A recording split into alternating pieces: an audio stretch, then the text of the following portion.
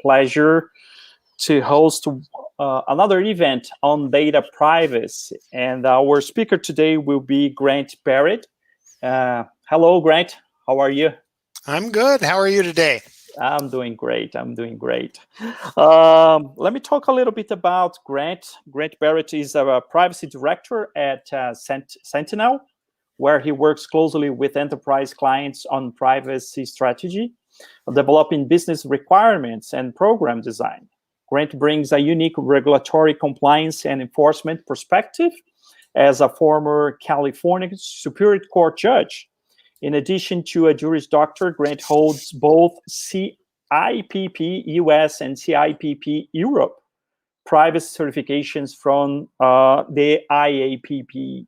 And today we are going to talk about something very interesting. We will talk about enterprise operational impacts of CPRA. For those who don't know, CPRA stands for California Privacy Right Act.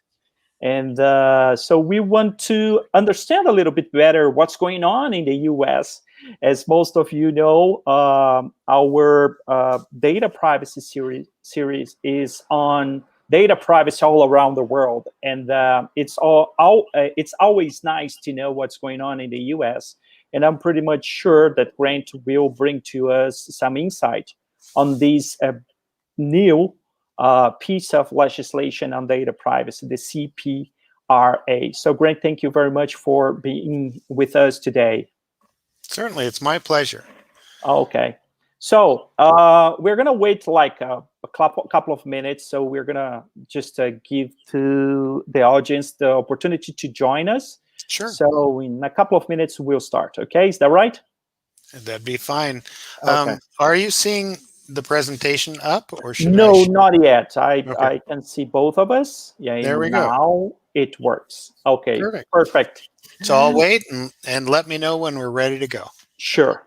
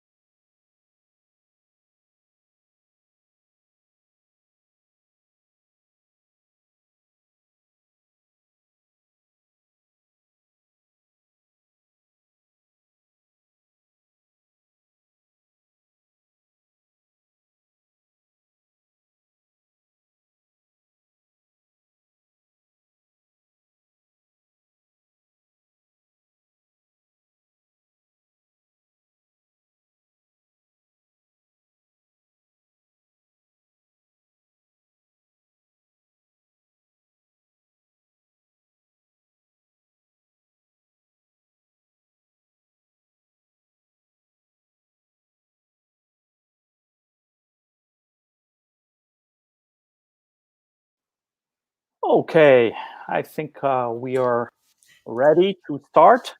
As we said, we're going to talk about the California Privacy Rights Act. So, Grant, once again, thank you very much for being with us. And we are all ears.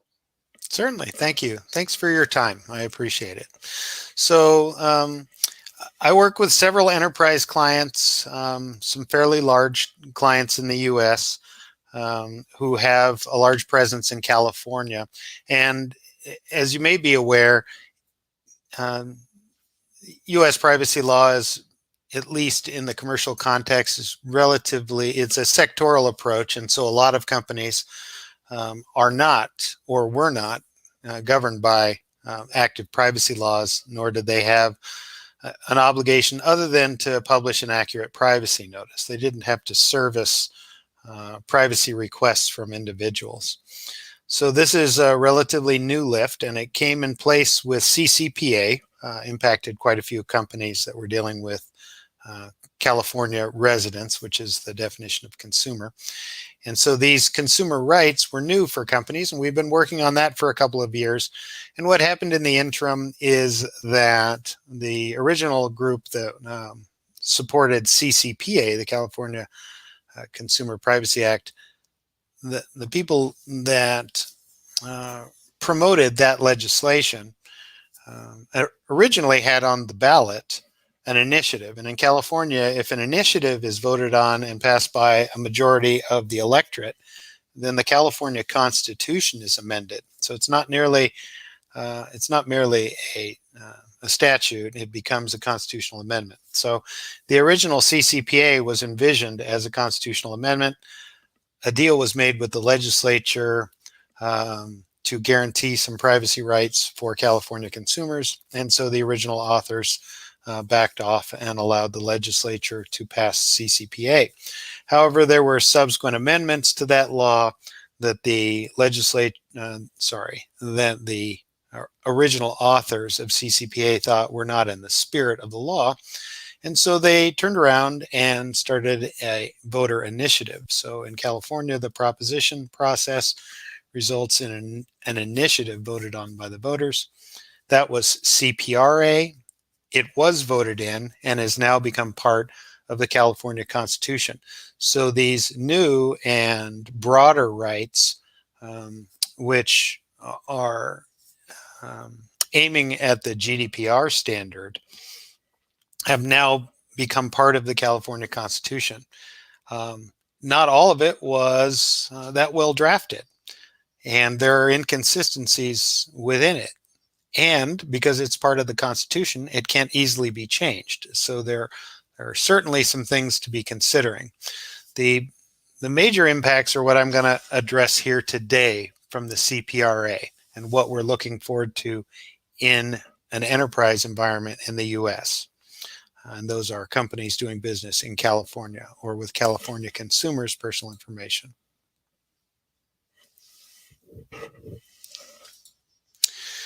So just some quick facts. The first is that enforcement will start January 1st of 2023. So CCPA remains in effect, and those rights will continue.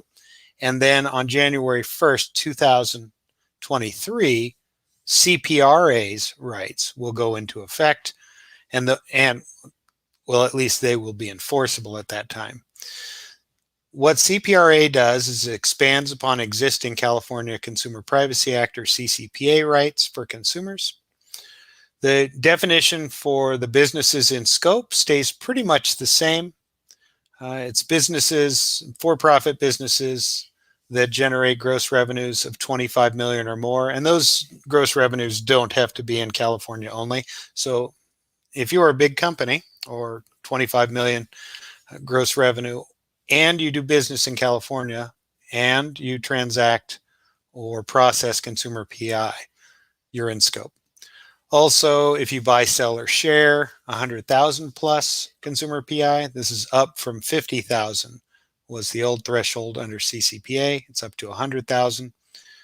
And if 50% of your income is from selling or sharing California resident PI, then you're in scope. So the scope is pretty much the same. What is new is there's a new enforcement agency, the California Privacy Protection Agency. So enforcement is being taken away from the Attorney General primarily. However, the Attorney General may still institute an action, but there'll be a new executive branch enforcement authority in California. And so part of the enterprise risk discussion was always, how much is the California Attorney General going to devote to enforcing this new law? Well, now we have a brand new enforcement agency with no known track record, all new participants, and nothing to do other than privacy enforcement and education of privacy rights. So we have a big unknown risk factor here with the California Privacy Protection Agency to see how it will behave. There is a new classification that was not existing in CCPA, and that is for sensitive personal information. And of course, for those of you with training and familiarity with GDPR, this all seems to be very familiar. There are new rights now for employees and business-to-business contacts. They can make the same consumer rights requests that currently only consumers can make. There is a right to correct, or as you probably recognize, rectification. So there's a whole new workflow here for enterprise clients to develop. And then there are specific now statutory or constitutional requirements to address data minimization, purpose limitation, and data retention period requirements. So these are all new to this law. They're certainly not new privacy concepts, but they're new to having to have the mechanisms within U.S. enterprise. So those are just some quick facts on the law and how it's a little bit different than CCPA. These are the 4 topics that I'd like to address that I think that are causing my enterprise clients the most headaches.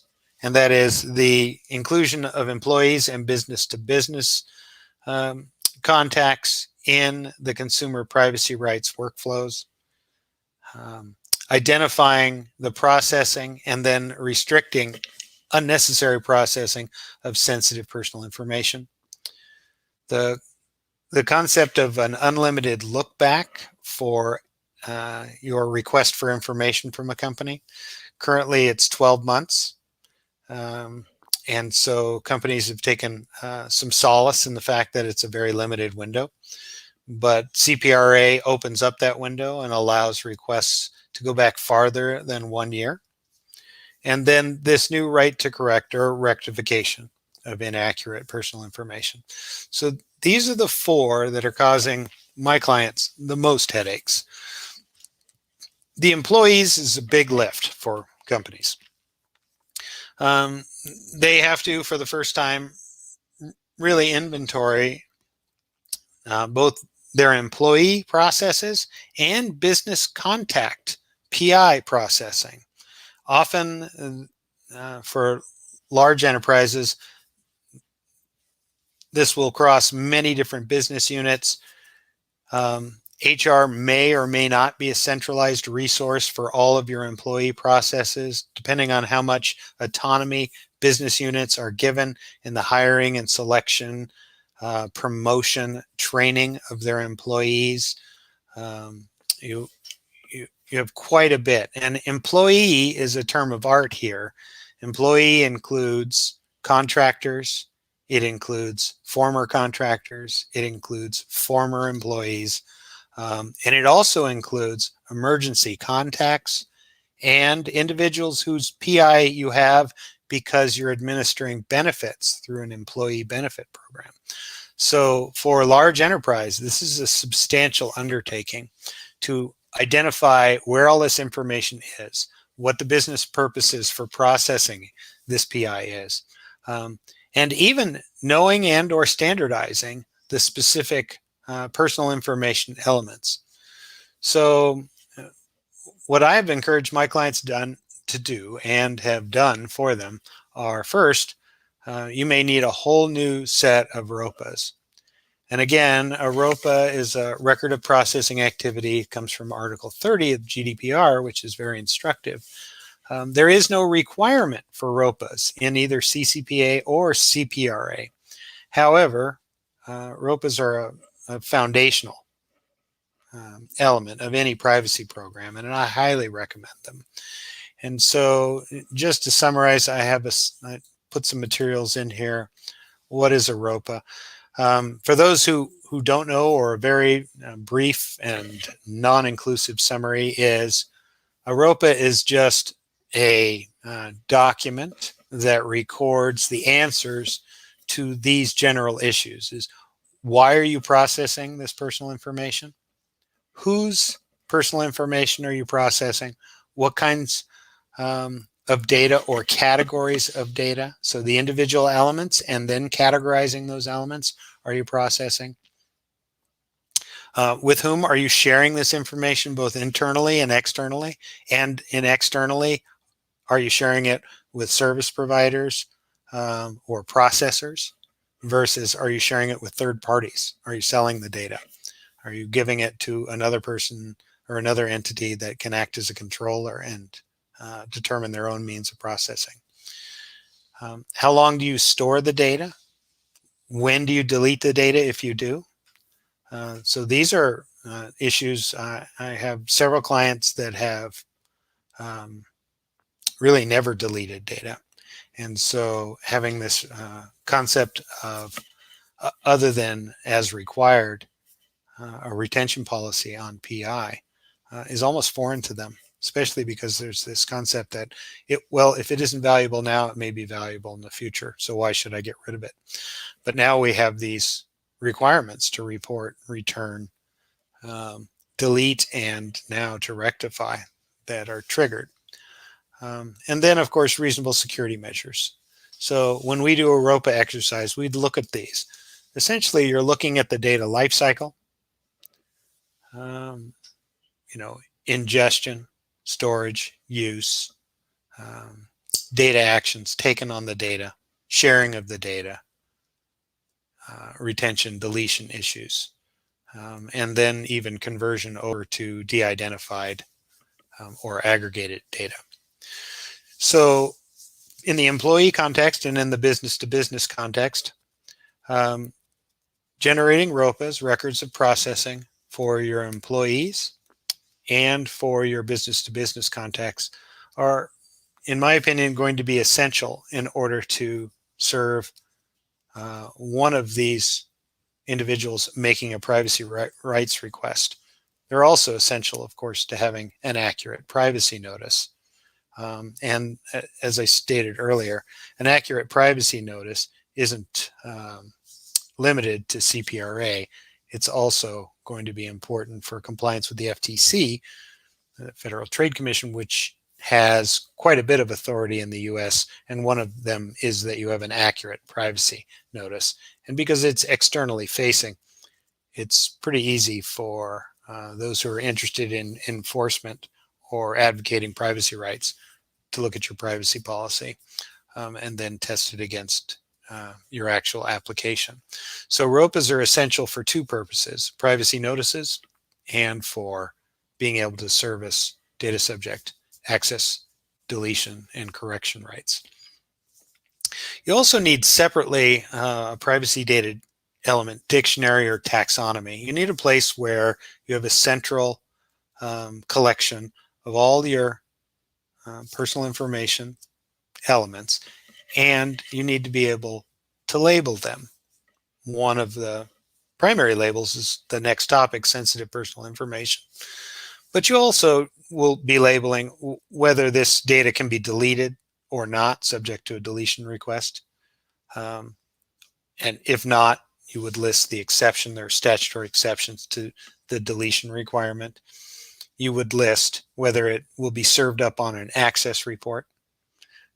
So whether it will be returned to the consumer, employee, business contact, anyone making this request, whether or not it's subject to rectification. So there are a lot of labels that you'll be placing on it.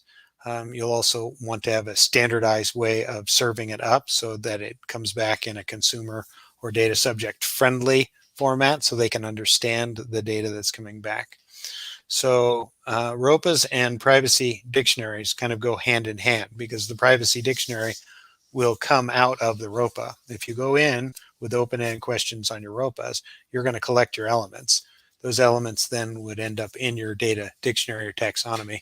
And then you would work with your IT/IS partners and your legal partners in order to properly label or tag all of these data elements. So once you've gathered them from the business unit, then you're going to work with your other partners in order to properly classify your data and tie it to the given data subject rights work streams. And then for this employee in B2B, then you have to create a request work stream, right? You have to have the method for ingesting the requests. You have to, of course, during ingestion, you have to verify the identity of the data subject or consumer in this case. And that's not always as easy as it would seem, especially if you don't have a secure login method. So if you're a business that deals with customers, let's say face-to-face or brick and mortar, you may not have a really good way of verifying their identity. You may get a request from Susan Johnson for her data, but how are you going to verify that it's the same Susan Johnson as in your records? So ingestion has some complexity to it, because obviously giving the wrong data or giving Susan Johnson's data to someone who isn't Susan Johnson creates its own problems.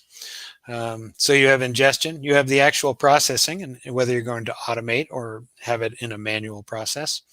And a lot of HR issues, if you're still in paper forms, are a real issue for serving up for data subject access rights. And then the communications surrounding the receipt of a request, the approval or denial of a request, and how you return or your final report on the request. So employees in business-to-business contexts are a big impact for U.S. enterprise in the privacy arena, and they're something not to be ignored, because experience has shown actually that the employee exercise of rights may be greater even impact to the business than the consumer exercise of rights. So you may see a multiplier of employees. So for a large enterprise with a lot of employees, they should not take this issue at all lightly. And it can be a big lift and a big draw on resources to service one of these employee data subject access rights. The second topic is the sensitive personal information. So I added in just a quick one, just so everyone is on the same page, right? This is the Social Security, driver's license, state identification card, or passport number, right? Also, certain account logins, financial account numbers, debit card number, credit card number, provided they're in combination with whatever you need, an access code, password, or credentials that allow access to the account. That combination is sensitive personal information. Precise geolocation tracking, that's going to be sensitive information. What you would expect, racial, ethnic origin, religious or philosophical beliefs, or union membership. Union membership surprises a lot of my U.S. enterprise clients. Of course, we know that that comes from GDPR, and there's good reason for that to be sensitive personal information. This is an interesting one. The consumer's mail, email, and text messages, unless, of course, they're sent to the business as the intended recipient from the data subject. So that's an interesting one to classify and categorize if you have a business that's dealing in consumer communications that were not intended for it. Genetic data, biometric data that's actually used for that purpose to uniquely identify the consumer. collected and analyzed information concerning a consumer's health or sex life or sexual orientation. So those are your, and then there's some exceptions for publicly available information that's fairly limited. So these are your sensitive personal information elements. So this is a subset of your personal information.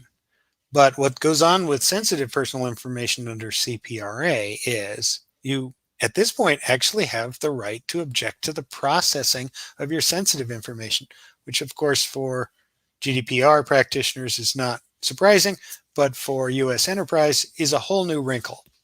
And so this concept of having a channel to object to what I'm calling unnecessary processing, because there is an exemption where you can process this information for what are, if it's necessary to complete the consumer-directed transaction. So you are allowed to collect, use, process sensitive personal information, but it needs to be under what is considered to be a necessary processing activity. If it's anything that's not necessary, you can still do it until someone objects, but you must publish it in your privacy notice. So the enterprise impact here is that you've got to identify and designate the sensitive personal information that's within your systems. You've got to determine what action you're taking on this sensitive personal information. What's your business purpose for it? And then you need to develop a mechanism to accept objections to the unnecessary processing of sensitive personal information. You also need a consent mechanism, which is the way out of once you have an objection. You can, again, process it, but only on express consent. So you're going to need a whole new mechanism. So the action items, again, are, ROPAs. ROPAs will be used to target sensitive personal information. Privacy dictionary, the work necessary to classify it so that your IT and IS folks can find it in systems and know what they're supposed to do for it. And then you need to have a whole new work stream. You need to have a way to accept a consumer's, objection and request to limit the processing of their sensitive personal information. So you need to be able to accept those requests, again, authenticate the consumer, take action on it, and then if you want to use it for what is considered an unnecessary purpose, a mechanism for obtaining consent from consumers. And then, of course, maintaining consent, maintaining proof of that consent. So the sensitive personal information is a new wrinkle for U.S. enterprises, and it is something not to be overlooked.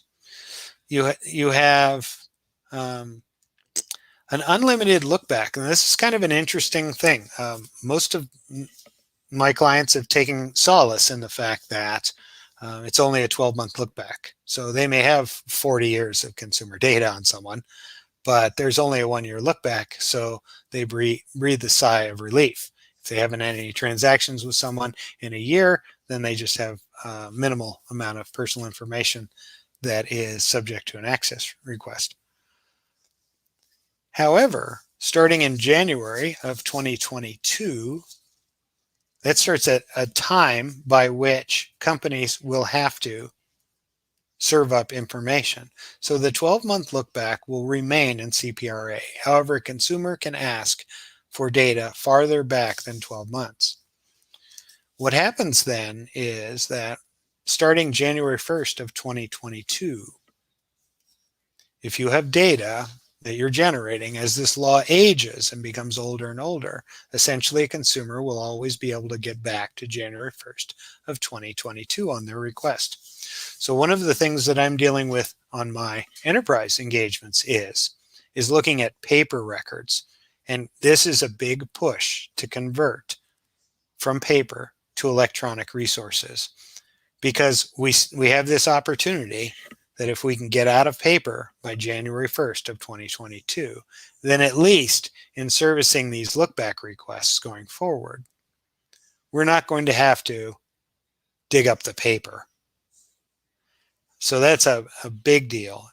It's especially heavy, in my experience, in the HR context, where you still have HR forms floating around with unique pieces of personal information about employees that now they'll be able to make requests for. And if you continue this practice past January of 2022, you'll have to serve up the information on those forms. And that's a big lift in servicing a DSR. If your goal is to have a scalable DSR request platform to automate this, then having paper forms that contain the information it is a big lift and organizational impact. And so this is a big project for several of my enterprise clients, is identifying those forms that contain unique instances of PI that would be in scope for this law, and then moving to an electronic system, preferably a structured electronic system, so that the automation of this information can be pulled in a scalable fashion. However, to the extent that it's at least getting it into a digital medium makes it much easier to serve up. And then finally, the right to correct. And so for the GDPR practitioners out there, you'll be very familiar with rectification. But for U.S. enterprise, this is a new right. And so here you're going to have to determine what personal information is actually correctable. You're going to need to have, and so again, that takes you back to your data element dictionary to determine which of those are correctable. The method of correction. How are you going to do correction? Are some of these elements available to the consumer to correct their own, let's say on an online portal? Or are you going to have business representatives doing that correction? Obviously, doing it yourself versus having the consumer do it are different levels of difficulty and process. There's a lot of training and education involved there. You're also going to have to develop notifications, both when you comply and when you deny, because you will deny a rectification request or a right to correction. CPRA also includes a notice of a right to appeal. So you're going to have to notice them on an appeal. An example I give is that you may have a fact that is itself incorrect and in a consumer's record, but it accurately reflects an event. A classic of this, of course, is like a misdiagnosis. Someone diagnoses you with cancer. Turns out you didn't have cancer. So then they ask to correct that record that says, I don't have cancer.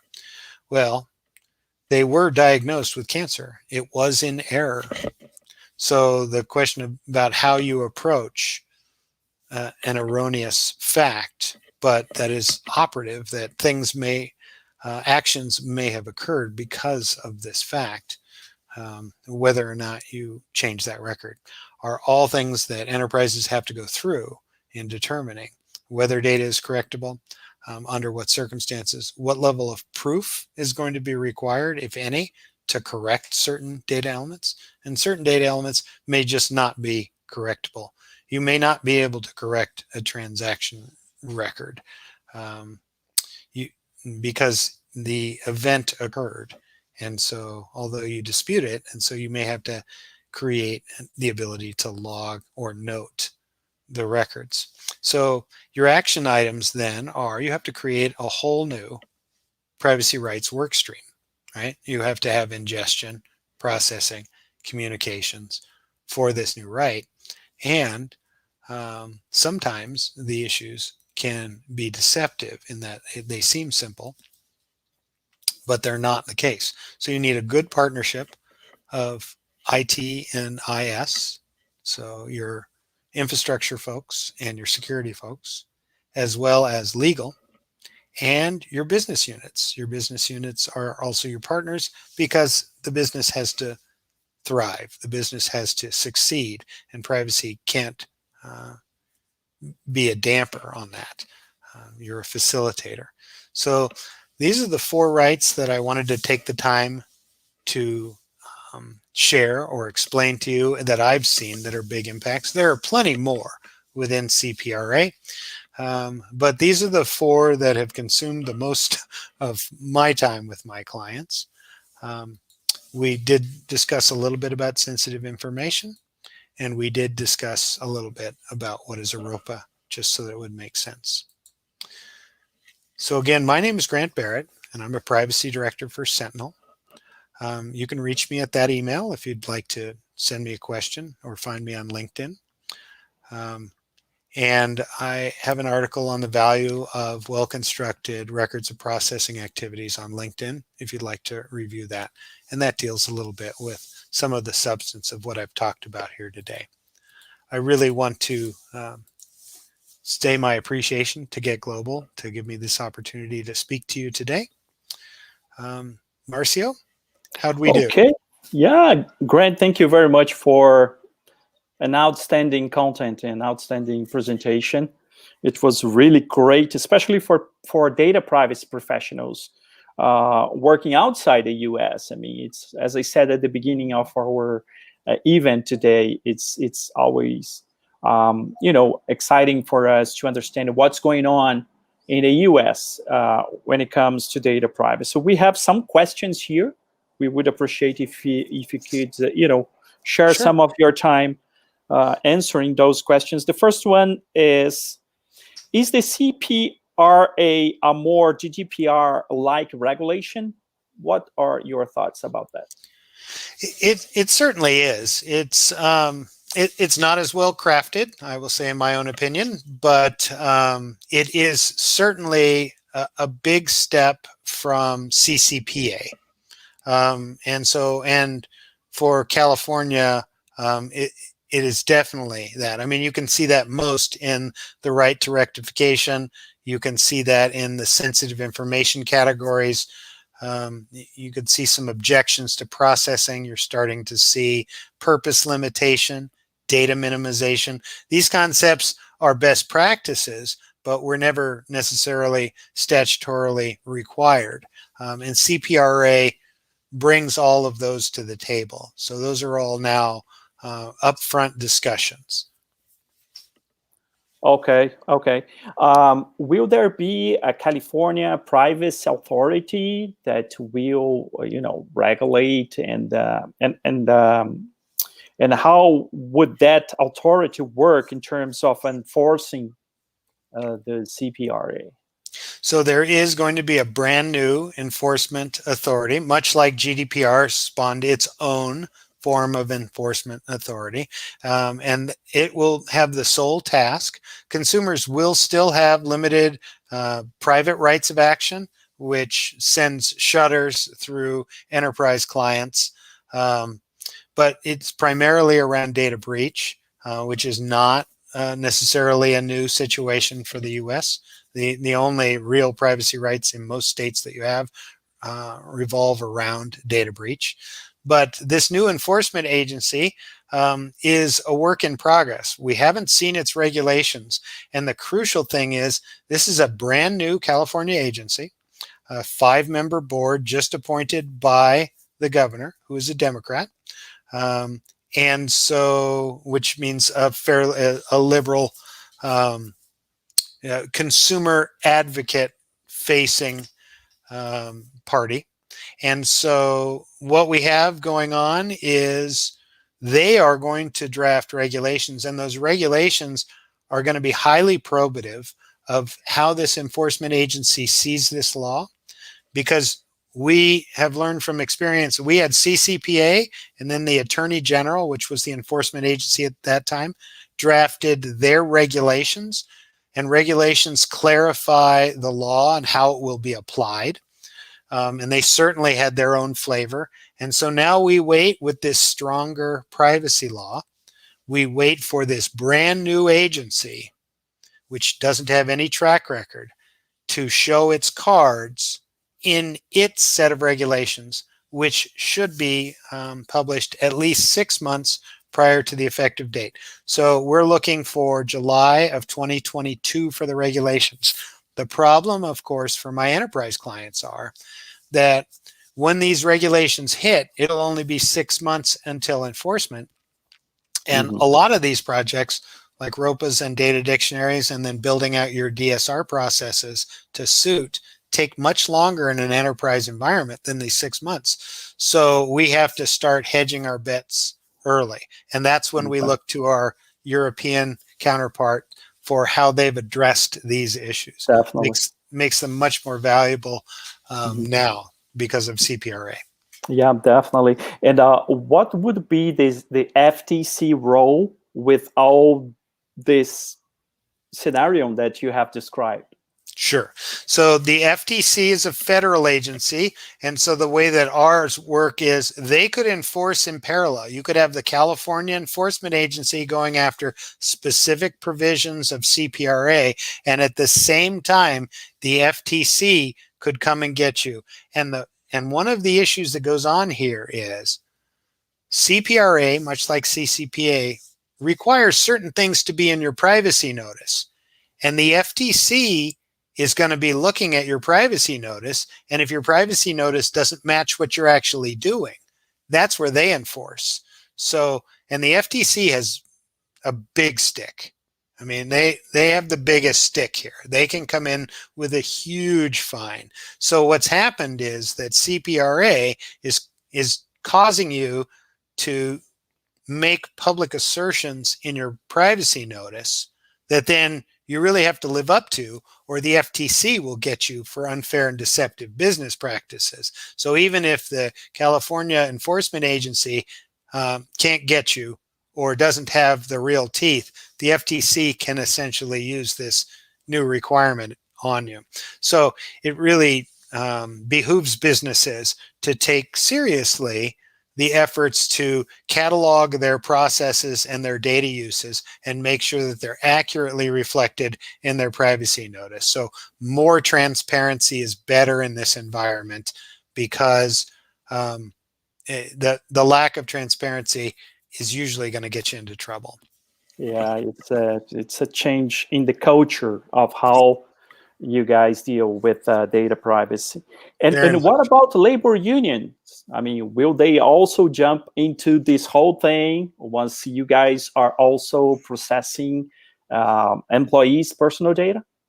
That is definitely what is foreseen. Of course, we don't have any experience yet, so all we can look at our European counterparts, and some of the dynamics in the EU are different. However, it is anticipated that unions will use this as a method, the correction, the deletion, and the access rights, in order to change the records of employees and change the behavior of the business. And depending on how labor intensive these processes are, which of course a union is going to know how much effort it takes to comply with one of these requests, they actually can have a huge impact on a business's operation that does not have a scalable privacy rights mechanism. And therefore, it's very important that you get your records digitized into structured sources, mapped and cataloged, so that you can have scalable privacy rights, so that it is easy to comply as the demand goes up. You don't want a negative incentive in your system against complying with this law. Yeah. Just so one more question. Should companies outside the US comply with the CPRA, like companies from Canada, from Europe, or Brazil? I mean, so that is, first, there's the issue of, let's assume that you're out of scope, that you're not doing business in California, and that your revenues aren't such, or that your transactions with consumer data aren't. Then it becomes a company ethic issue, and that's something that we spend quite a bit of time about talking. Certain companies will bank on the fact that they are extending rights to their consumers, their patrons, that are beyond the limited minimum. CPRA may be a good model, but it does put a lot of onus on the business. There's the new Virginia law, that's a little lighter weight than the California law.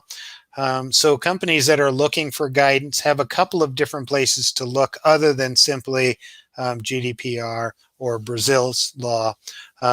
They can look at CPRA and they can look at the Virginia law. The main issue that I talk with companies where they do not have an existing privacy regulation is finding your data, cataloging your data and your processes, making sure your privacy notice is accurate because that's always going to be applicable. And then you can make a determination, no matter where you're at, is to be prepared to have to deal with these basic rights of providing a copy of the data, being able to delete unnecessary data, and correcting inaccurate data. I really think that all companies that deal in personal information should start to look to those, whichever model they'd like to follow.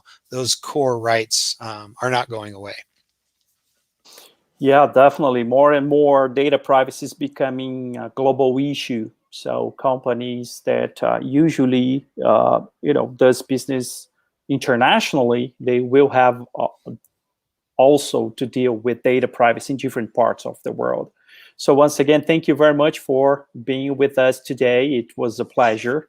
And I'll leave with you for your last comments. And well, I certainly appreciate the forum, and I appreciate your viewers and listeners. And feel free to reach out anytime for additional information, or if you'd like to chat again, Marcel. Okay, thank you very much, guys. And I'll see you, during our next data privacy event. Thank you very much, guys. Bye-bye.